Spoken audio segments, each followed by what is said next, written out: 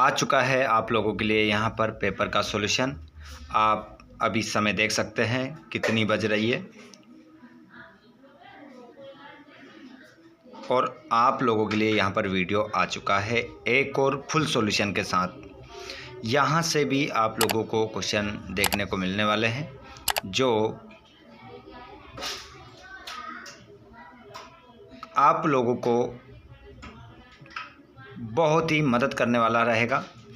चलिए प्यारे बच्चों, यहाँ पर मैं आप लोगों के लिए इस पूरे सेट का सॉल्यूशन करवा देता हूँ। जल्दी से सभी स्टूडेंट उठ जाइए सभी स्टूडेंट। क्लास हमारे 12th वाले आज आप लोग पेपर देने वाले हैं। आज अपना पेपर देने वाले हैं हमारे सभी प्यारे बच्चे क्लास 12th के। बहुत दिनों से आप इस चैनल के माध्यम से तैयारी कर रहे थे। आप सभी को पहले तो पेपर की बहुत बहुत शुभकामनाएं। ईश्वर से मैं प्रार्थना करता हूं कि आपका पेपर सभी पेपरों से बढ़कर आज का पेपर रहेगा। तो सभी स्टूडेंट हमारे क्लास 12th वाले, आप चिंता ना करें, बिल्कुल रिलैक्स होकर आपको क्वेश्चनों को हल करना है और प्रश्न आपको छोड़ना नहीं है। सभी प्रश्नों के आंसर आपको देना है। चलिए प्यारे बच्चों, तो अब स्टार्ट कर देते हैं हम पहले प्रश्न से। प्रश्न नंबर पहला, प्रश्न क्रमांक पहले से हम हल करेंगे, 32 नंबर लेकर आएंगे। ठीक है, चलिए तो यहाँ पर आप लोग अपने हाथ में कॉपी और पेन उठा लीजिए, इस सेट को पूरा लगा लीजिए। इनमें से कोई ऐसा क्वेश्चन जो आपने नहीं रीड किया है तो इसको ध्यानपूर्वक आप अच्छे से रीड करेंगे। क्लास हम स्टार्ट करें उससे पहले आप एक बार इस क्लास को अपने दोस्तों को शेयर कर दो और चैनल को सब्सक्राइब करके रखिएगा प्यारे बच्चों, ताकि आपको आने वाले सभी वीडियो के नोटिफिकेशन आपको मिल सके। जैसे कि आप पहले प्रश्न को देखेंगे, यहाँ पर सही विकल्प चुनकर लिखना है। फ्राक गोरखपुरी के अनुसार घुटनों में लेकर माँ बच्चे को क्या करती है? तो प्यारे बच्चों, फ्राक गोरखपुरी के अनुसार घुटने में लेकर माँ बच्चे को क्या करती है? नहलाती है, बाल में कंघी करती है, कपड़े पहनाती है, प्यार से देखती है।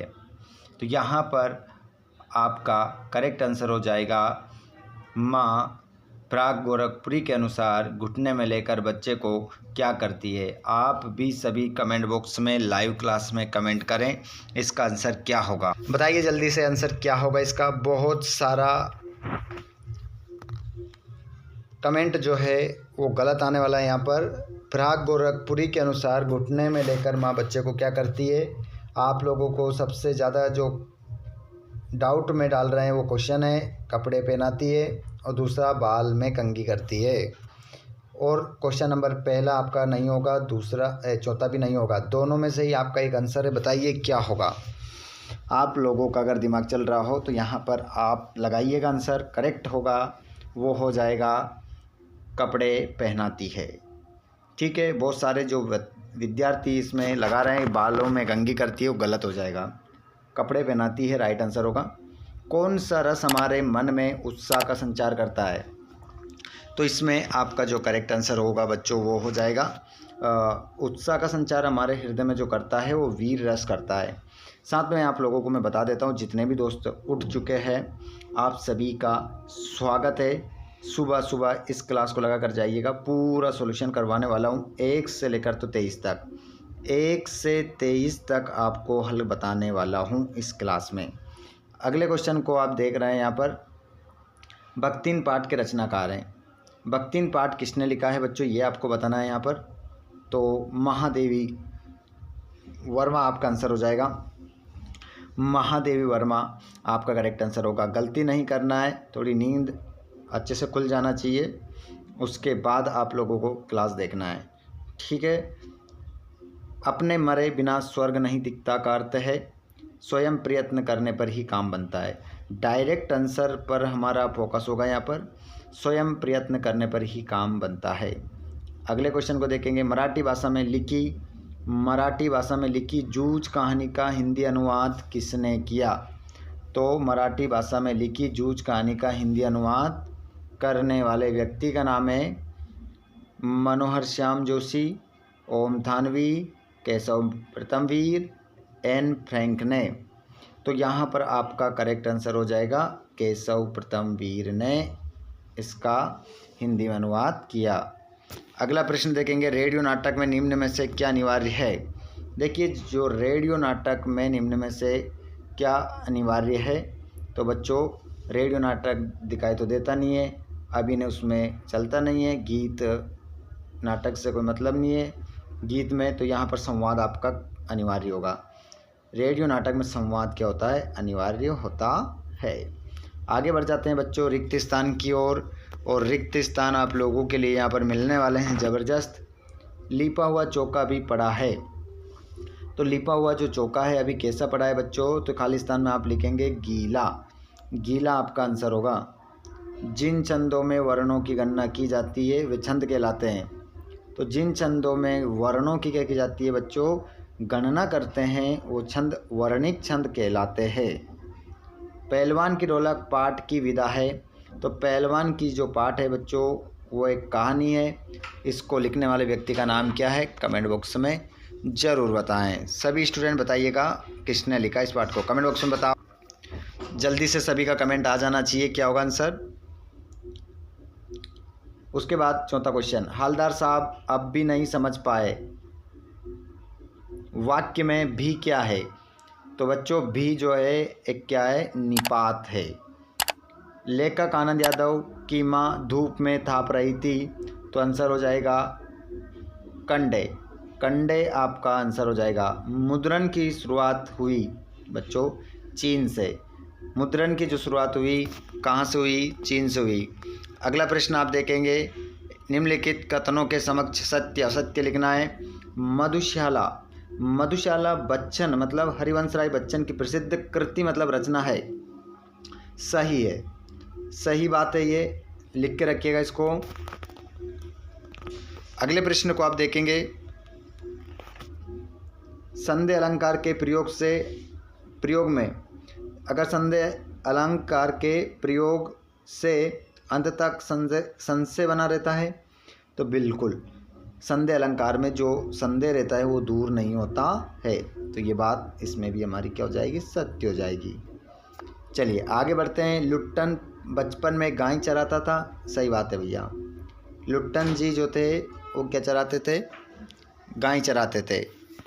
ठीक है, आगे चलते हैं। नीचे भैंस आ गई, यहाँ पर गाय थी तो नीचे भैंस।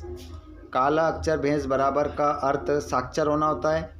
देखिए काला अक्षर भैंस बराबर, इसका मतलब होता है अनपढ़। ये कह रहा है कि साक्षर मतलब पढ़ा लिखा होता है, तो ये बात तो हमारी क्या हो जाएगी, असत्य हो जाएगी भैया। पढ़ा लिखा नहीं होता है, अनपढ़ होता है उसका मतलब। चलिए आगे चलते हैं। जूझ कहानी गोदान उपन्यास का अंश है, जी नहीं, जी नहीं, इसका भी आंसर आपका क्या होगा, सत्य होगा।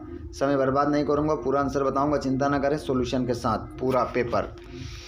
जूझ कहानी गोदान का उपन्यास नहीं है, असत्य हो गया। कहानी का नाट्य रूपांतरण असंभव है, तो ये भी क्या हो जाएगा आपका असत्य, ये भी क्या हो जाएगा आपका असत्य हो जाएगा। चलिए आगे चलते हैं हम। श्रृंगार काल, श्रृंगार काल को आप किससे मिलाएंगे बच्चों, रीति काल से मिलाएंगे। बादल राग को आप किससे मिलाएंगे, निराला जी से मिलाएंगे।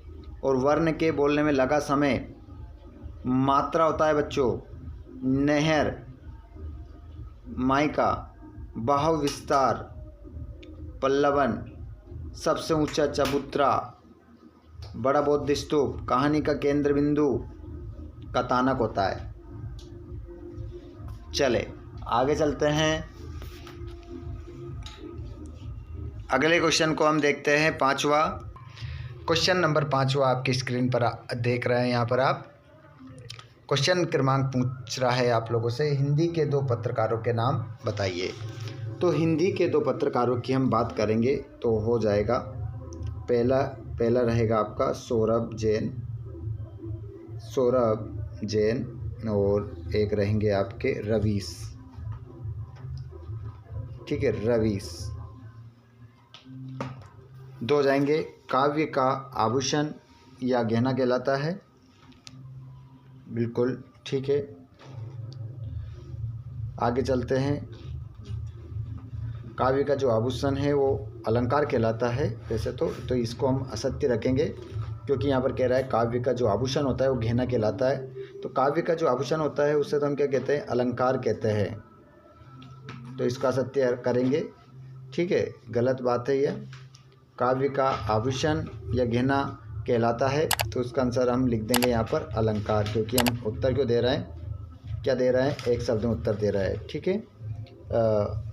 खंड काव्य महाकाव्य किस काव्य के श्रेणी में आते हैं, तो ये आते हैं आपके प्रबंध काव्य, प्रबंध काव्य की श्रेणी में आते हैं, ठीक है। प्रबंध काव्य के भेद हैं ये, प्रबंध काव्य के भेद हैं ये, और ये जो है श्रव्य काव्य के भेद हैं, इनको सुना जाता है।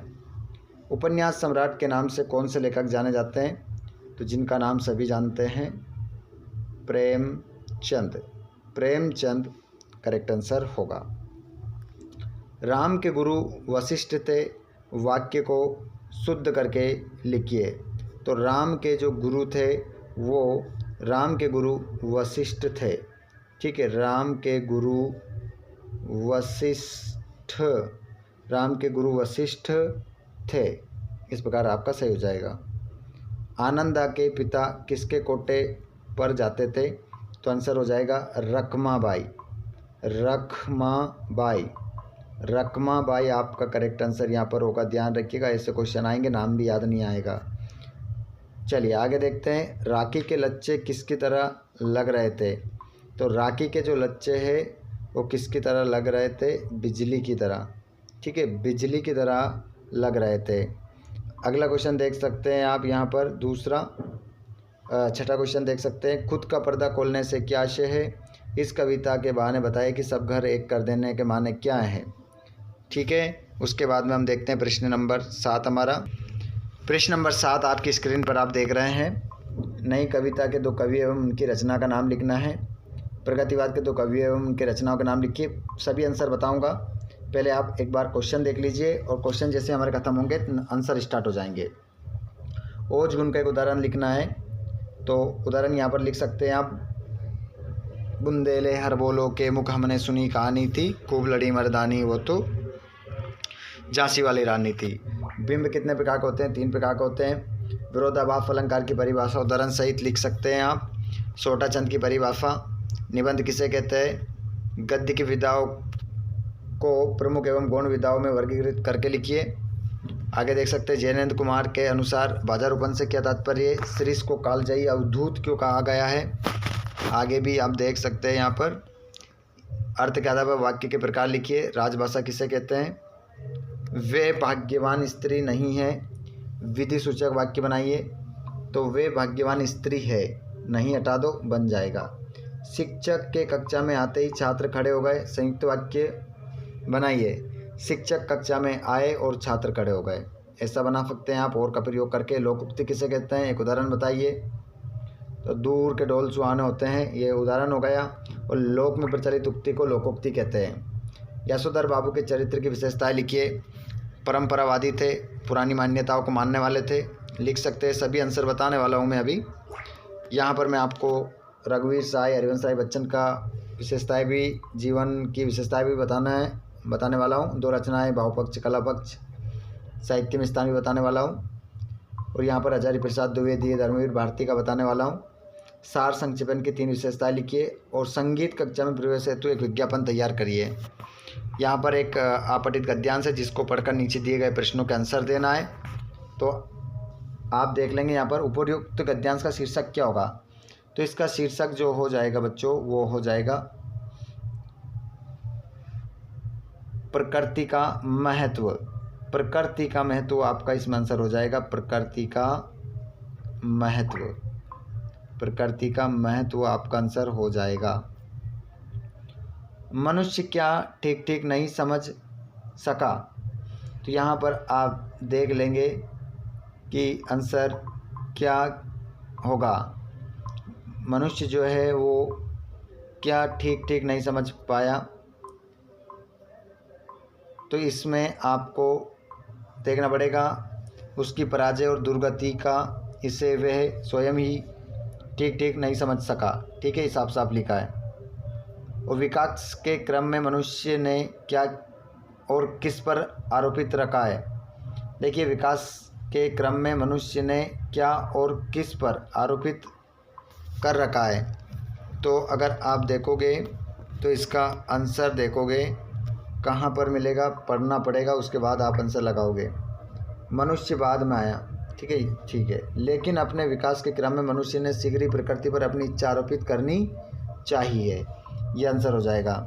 उसके बाद आप काव्य को भी देख सकते हैं, यहाँ पर उसको भी पढ़कर भी आंसर दे सकते हैं, लेकिन गद्य करना ज़्यादा बेटर रहेगा। उसके बाद में संदर्भ प्रसंग देख सकते हैं आप, ये बाजार वाले पाठ से है, ये श्रम विभाजन वाले पाठ से है, जाति प्रथा एवं श्रम विभाजन। और यहाँ पर आपको अपने वार्ड की नियमित सफाई नहीं हो रही है, इस कारण से आपको अपने नगर पालिका अध्यक्ष को क्या करना है, शिकायती पत्र लिखना है। तो आप लिख सकते हैं, डिस्क्रिप्शन में लिंक है, आप देख सकते हैं वहाँ जाकर। और निबंध की रूपरेखा, विज्ञान की ओर भारत के बढ़ते चरण, स्वास्थ्य महत्व, साहित्य और समाज, चांद पर भारत के कदम, मेरी पसंद की पुस्तक, निबंध लिख सकते हैं इनके बारे में। ठीक है, अब आंसर देख लीजिए सभी, ऐसा नहीं आंसर नहीं बताएंगे। ये रहा आपका आंसर, ठीक है, ये क्वेश्चन नंबर 6 का आंसर है। और ये रहा आपका 7वें का, ये 6 का तो वाले का आंसर था, ये 7वें का आंसर, नई कविता की विशेषताएं। ये प्रगतिवाद के कवि अथवा सहित आंसर है, ये 8वें का आंसर, ये 9वें वाले का आंसर, ये 9वें का आंसर अथवा वाला, ये 10वां, ये 11वां, ये रहा 12वां, 11वें का तो वाला है, सॉरी, ये रहा आपका, अच्छे से स्क्रीनशॉट ले लेना इनका, 12वें का आंसर है ये, अच्छे से स्क्रीनशॉट ले लेना, वीडियो को रोक कर पढ़ लेना। ये रहा 13वें का आंसर, ये रहा 14वां का आंसर, ये रहा आपका 15वां, ये रहा 16, हरिवंश राय बच्चन की काव्यगत विशेषताएं, देख सकते हैं आप पूरा। और ये रहा आचार्य प्रसाद द्विवेदी, बाफाफेली साहित्य में स्थान। और ये रहे दूरदर्शन, ये आप लोगों का साहित्य में स्थान है। उसके बाद में आप लोग जो है वो सभी स्टूडेंट क्लास हमारे 12th वाले, आप सभी को ऑल द बेस्ट। आप लोगों के लिए यह पेपर, ये सभी सेट बहुत ही लाभदायक आप लोगों के लिए सिद्ध होंगे। आपने जितनी मेहनत की है उसके अकॉर्डिंग आपको फल अवश्य मिलेगा। चलिए, तो प्यारे बच्चों, अच्छे से पेपर देकर आइएगा और क्लास को आकर एक बार फिर देखिएगा। पूरा क्वेश्चन पेपर का सॉल्यूशन हम देखेंगे और पूरा क्वेश्चन पेपर वही आपको मिलेगा जो हमने यहाँ पर 5-7 वीडियो के माध्यम से स्टडी की है। ठीक है, पूरा शेयर कर दीजिए अपने सभी दोस्तों को और चैनल को सब्सक्राइब करके रखिएगा ताकि आपको सभी वीडियोस मिल सके। धन्यवाद, थैंक्स फॉर वॉचिंग, जय हिंद।